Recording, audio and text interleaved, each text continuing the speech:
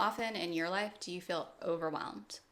So you open up your Instagram or your Twitter feed, and it just seems like all around you, the world is falling apart and there's nothing you can do about it. You're just kind of doom scrolling and paralyzed by sadness and fear. It can be incredibly difficult to know what to do in times like this when it seems like there's no hope and nothing you do will make a difference. So, in this video, I'm going to talk to you about a practice that witches use to guide their actions in ways that are aligned for them and that contribute to the highest good of all. And it can be especially helpful when you feel that sense of doom creeping in and you feel it trying to hold you captive. This practice has to do with intention. Hi, and welcome to What a Witch Knows. I'm Erin. I'm an intuitive channel, a writer, and a witch. My intention with this channel is to share a witch's wisdom on some of the most popular topics in metaphysics and spirituality, like synchronicities, channeling, astrology, tarot, the quantum realm, and more. I'm a journalist by trade, so I combine the information that I channel intuitively with reporting and research in order to explain concepts from my spiritual perspective as a witch. First, just some background for you that on this channel, I reject the fear that's been associated with the term witch by colonial and patriarchal structures. Although it's historically been an accusatory term associated with evil and Satan, modern witches know this could not be further from reality. Instead, I talk about being a witch through the lens of love, freedom, healing, and the interconnectedness of all things. Not every witch will have the same perspective, and this information is purely from my own knowledge, experience, and guidance. So if the information that I share here doesn't resonate with you, follow your intuition first and foremost. So, what is intention? Merriam-Webster describes it as what one intends to do or bring about. A synonym is resolve, so a determination to act in a certain way. Now, intention sometimes gets a bad rap. And that's because we live in a capitalistic society where action is valued above all else. So you might think, well, what good does my intention have when it comes to solving huge world problems? Even if little old me could have an impact on the whole world, shouldn't I be doing something rather than just intending to do something? Well, I'm going to let you in on a little secret that witches know to be true. Intention has enormous power. Intention not only has the ability to guide you in the right direction towards action that's aligned for you, it can add an enormous energy boost behind any action you take, even if it's very small. With intention, we literally have the power to create our own reality. And if we all take aligned action together, guess what results? The world we want to live in. So many witches call this concept a spell. Now, a spell is not my favorite term because I believe that it implies the imposition of our will on another's free will. And for witches, that is a big no-no. We value freedom and free will above all else. In the entertainment industry, you'll sometimes see a witch cast a so-called love spell, sometimes on behalf of someone else, in order to make a specific person fall in love. But even in the movies, that usually goes very badly. And that's because witches believe that whatever you put out into the universe comes back to you 3 times. If you try to manipulate someone else's emotions, you'll only have that manipulation come back to you amplified by 3. So rather than spell, I prefer the term intention because we can better frame that in relation to ourselves and our own actions. Intention is a way that we can create our own reality. It's not just us in the spiritual community that believe this to be true. It's actually been proven by scientists in the realm of quantum physics.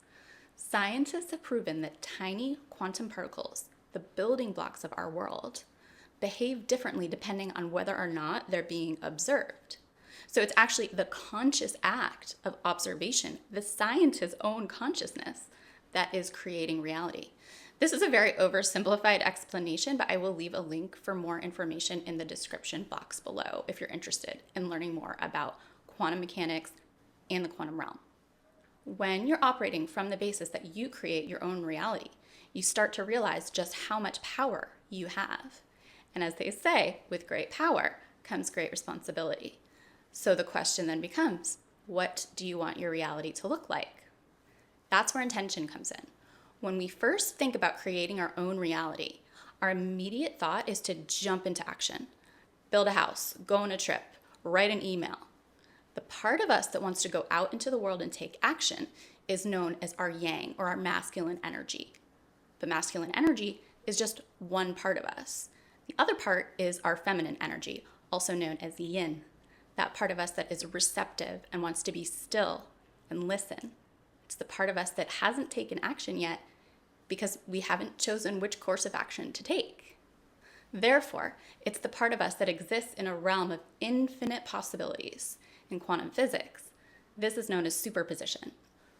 We all have both masculine or yang and feminine or yin energies inside us, regardless of our gender identities. As we know, creation of life, for example, a baby, takes both masculine and feminine energy. In the same way, manifestation, or creating our own reality, takes both masculine and feminine energy as well. So intention can act as that bridge between our yin, our feminine energy, and our yang, our masculine energy. So let's go back to that example in the beginning where you're feeling overwhelmed. Let's say you've just turned on the news and there's yet another story about how the cost of living is going up and it's causing many more people to have food insecurity. You want to help, but this seems like such a huge problem and you don't feel like there's anything you could possibly do from where you sit to help.